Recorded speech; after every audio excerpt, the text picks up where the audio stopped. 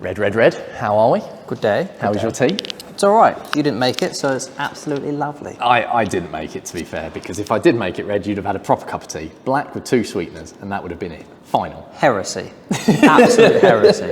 I demand milk in my tea.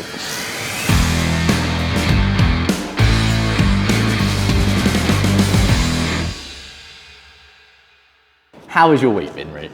It's been all right. It's been all right. We're sort of going through a very windy day at the moment.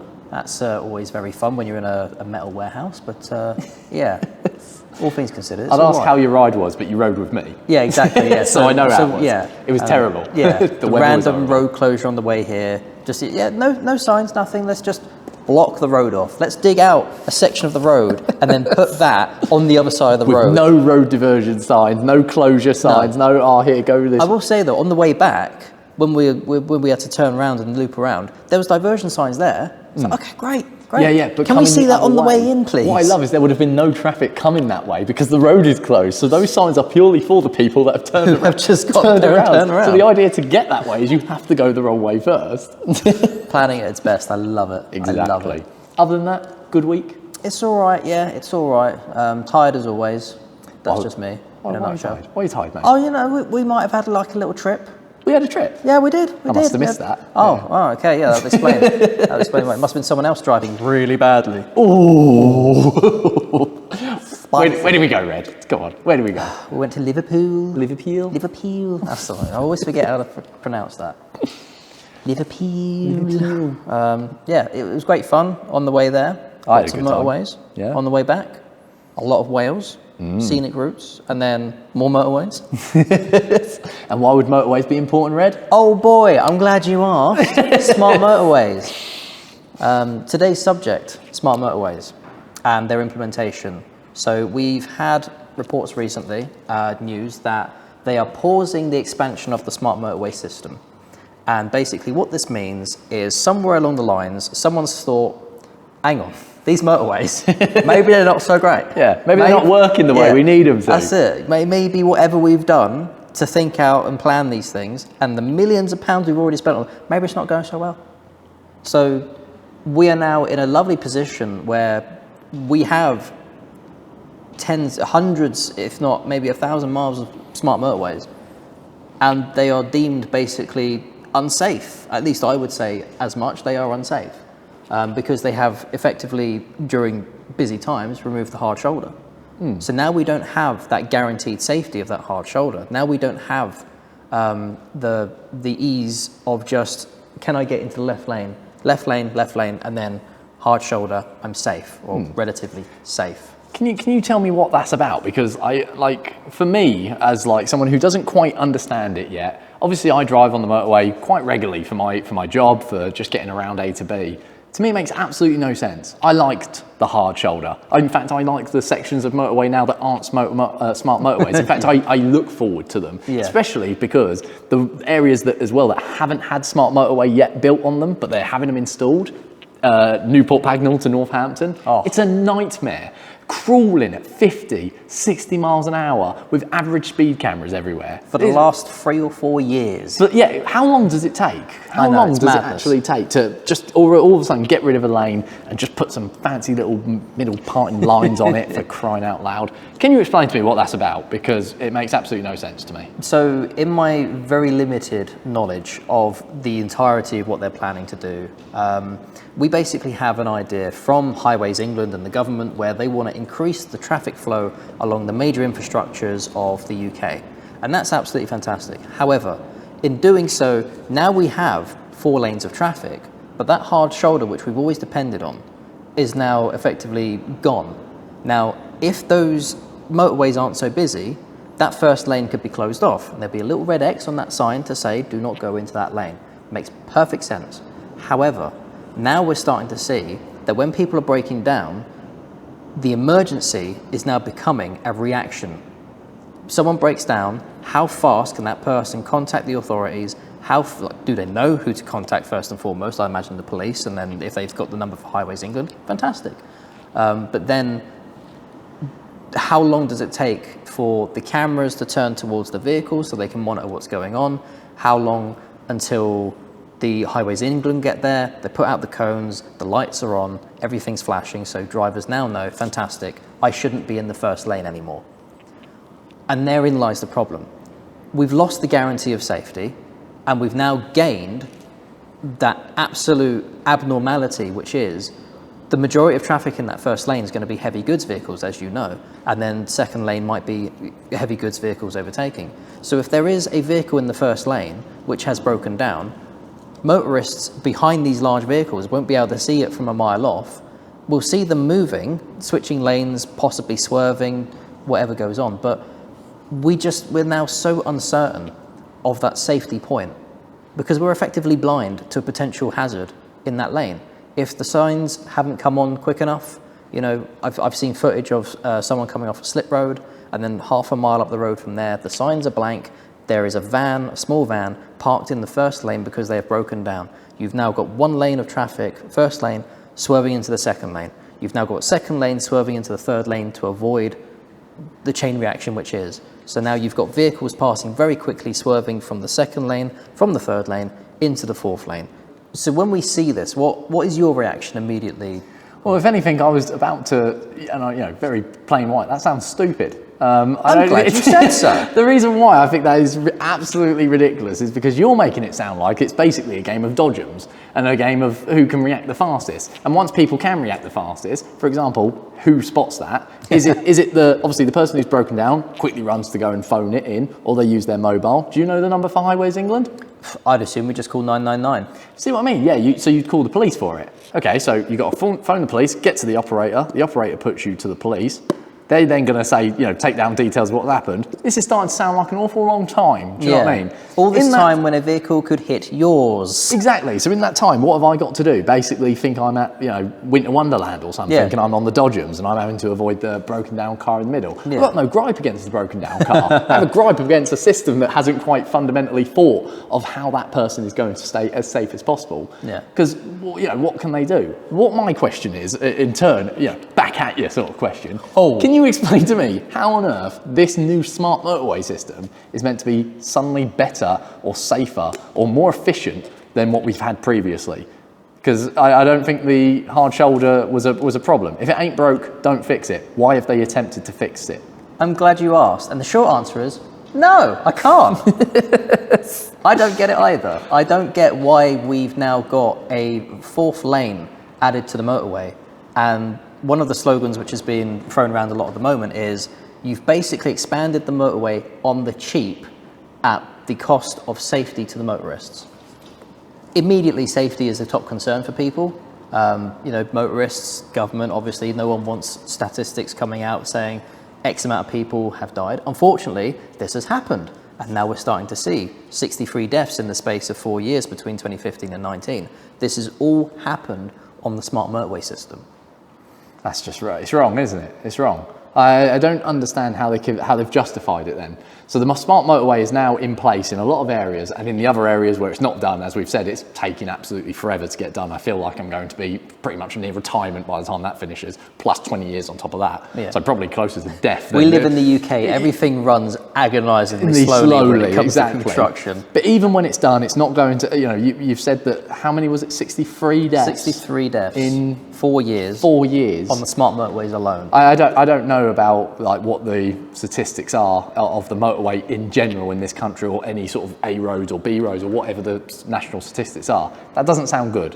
That doesn't sound right to me. That sounds way too high. That averages out to, over 10, 15 odd a year. Yeah. That's crazy. There's always going to be a handover, getting used to something phase. But I think with the way that the smart motorways have been implemented, there's not enough education there. There's not enough going on from the government or the Highways England side, like little signs or something to say, hey, they've tried to implement something with almost minimal kind of effort. Yeah. And we're still left questioning from our side, unless we go out of our way to look at books, highways, whatever like that, and study up on this kind of stuff. Frankly, if you're improving the motorway system, you would hope it just works, it just flows, and it's simple. If you want to add a fourth lane, a fifth lane, expand the motorway. Don't take away our safety. No. Our guaranteed safety. As long as we can get there, we're fine. And do you know how much money we've had to spend to have our safety taken away? So many millions. And do you know whose money it is? Probably the taxpayers. It's yours. It's mine. Yay. It's yours. It's all of our money. And I don't understand it. You have basically told me that it's fundamentally not as safe as what we've had before. The idea is there, the vision is there, but the way it has been exercised, practiced, developed, installed isn't. I think it's a good idea. I think it's just poorly executed in terms of driver safety. And when they do a lot of planning for these things, there has to be simulations. There has to be research put into this sort of thing. And I would be flabbergasted if they can contact, us, the public, whatever, and just reach out and say, yeah, this is the simulations we ran. This is how we figured it out. Because I'm not being funny. Within the space of 4 years or so, 63 deaths on just the smart motorways alone doesn't sound very smart to me. It just sounds ludicrous. It's sad, really, when you think about it. No one should ever go out onto the road, car, motorcycle, lorry, bus, whatever it may be. No one should ever go out onto the road and not go home at the end of the day. But to have something in place, which, bear in mind as well, has had a lot of money, a lot of taxpayer money thrown. The M1 alone has cost millions of pounds to have everything installed, to have those new boards, to have the cameras that are going to monitor everything for it. That's it. All of that money has been spent to obviously decrease accidents, decrease deaths. We want to see a safer motorway. That's all anyone ever wants to see. Safer roads, isn't it? Much more more efficient, effective road systems. The issue is when you're spending all that money, it's not very well thought of. For a motorcyclist, I can't imagine it. I've been very lucky, and I think you have as well, never broken down on a motorway. I've never broken down on a motorway, and touch wood, that never ever happens because, thank you. With this new system, I just can't imagine anything more terrifying that you're in lane 1 or lane 2 or lane 3 or 4. It doesn't matter. Wherever the bike breaks down, let's say you just lose sudden power, you're doing 70 miles an hour, so you're going to be on a rolling stop. If you're in the 4th lane and you're rolling, you think, well, I'm trained to always go to the left, or at least that's what I was told. It depends how old you are, and it depends. Obviously, newer drivers in the next 10, 20 years might not have the issue because they might know the smart motorway and how it works. But I can't really think of anywhere, what am I supposed to do? Because sometimes you come onto the motorway and you come on and it will say lane 1 is open, lane 2 has an X on it, and lane 3 and 4 are open. So has the car come to a complete stop on lane 2, and therefore they can't move to lane 1? Yeah. But if so, how terrifying is that the hard shoulder in this aspect is lane 2? Yeah. So you've got 2 bits of traffic coming along the side, and it only takes for one numpty to decide, I want to quickly move into lane 3, because there will be signs that say stay in your lane, but the issue is that's not enforceable. No. You can't get a ticket for moving over from lane to lane. Should you? Yes. Absolutely. Can you? No. My issue with this smart motorway, my biggest gripe, and it's no offence, it's no disregard, but I do not believe the drivers in the UK, and I mean everywhere, I mean north, south, east, west, nowhere. I don't believe the driving standards are high enough to be able to comprehend this motorway smart system. I just don't. I think the blanket wall, yes, it's basic. Yes, it has its flaws, i.e. we don't have 4 lanes. 4 lanes was a rarity, you know what I mean? The idea of having 4 lanes was probably when the slip lane came on, and that was it. And then you only get, 300 metres, and then you've got to be in that lane 1 of 3, and that then becomes your hard shoulder. But at least it was safe. At least I knew if I broke down, I'm swinging it into the hard shoulder, I'm all good to go. Whereas now, I wouldn't trust it. And I mean, even if I was in my work van, if I was in my work van and I broke down on that motorway, and bearing in mind I drive an electric work van, so that will just come to a stop. There won't be any rolling with that. It will just, if it breaks, it's going. Yeah. If I'm in lane 3 or 2, especially 3 or 2, 4 and 1, obviously the risk is reduced because you've cut out half of the risk with the traffic line. But if I'm in 2 or 3, where'd you go? Because you can't stay in your car, but you can't get out your car because you've got traffic. What do you do? Ideally, that's what I mean. Ideally, you would be in a position where you can get to lane 2, lane 1, safe, and I mean safe. But in that sort of situation, like I've seen on the way to London, there was a van stuck in lane 3, just stuck there.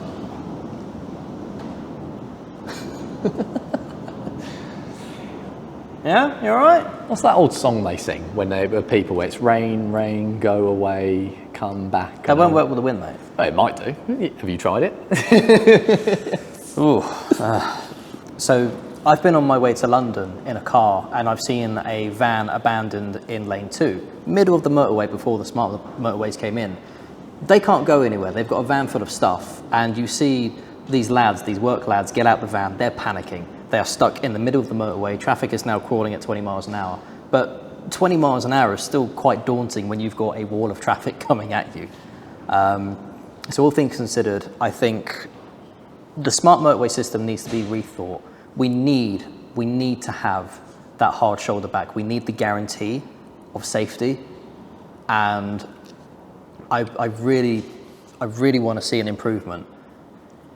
In order to get vehicles up and down the country, we need large infrastructure like this. Now, I'm not an expert on infrastructure. I can't tell Highways England what they need to do, but I can say we need that safety back.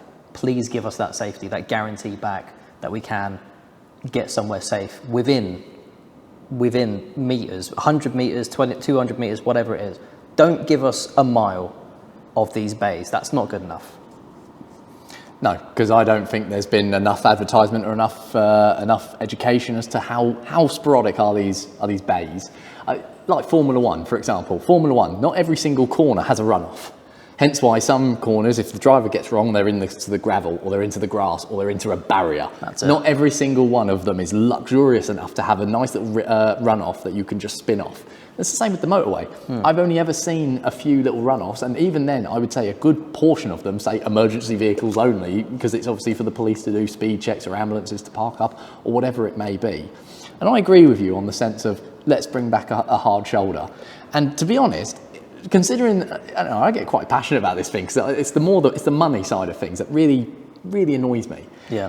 If the government want to throw millions and millions and millions of pounds on pretty little signs and pretty little cameras that monitor this system and say, oh, there's been an accident on the the M whatever, the M5, the M1 or whatever it may be, oh, we should reduce that to a 40 mile an hour or 30 mile an hour, we should put an X over the lane and we should get people moving across different lanes, everything like that. We'll back up traffic for the next 1,700 miles or whatever it may be, right? You want to spend millions of pounds on that and say that it's a useful idea. I agree in a sense of you've opened up the 4th lane for me, huzzah, well done. When traffic's fully flowing, oh, it's going to be beautiful. Maybe we won't have the backlog from the M1 going to London in Monday morning. Maybe we won't have the backlog going through going past Birmingham on the M6 at 5 o'clock, half 5, 6 o'clock.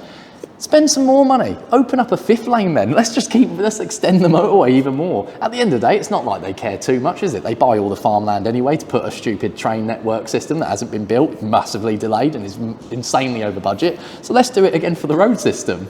Everything else has gone wrong. Everything else has gone wrong. Why not just continue it? I've thrown a lot of shots out there. So but at the end of the day, it's true. I get that this is meant to be a caring and it's going to be a safer network. But as you've pointed out, it's not. It has its flaws. What was it? 62?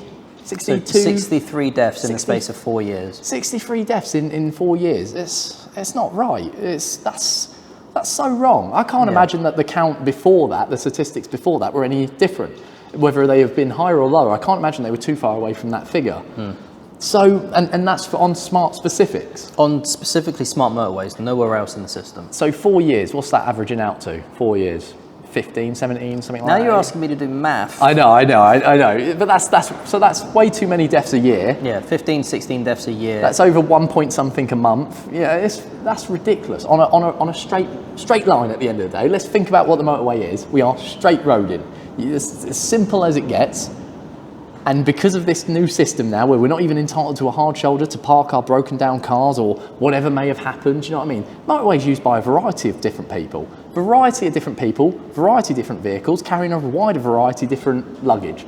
You have no idea what could go wrong on that motorway, but you're right. Let's suddenly take away that hard shoulder. Let's put them in a lane. Let's put a nice little shiny X and everyone will obey that. No, they won't. No, they won't.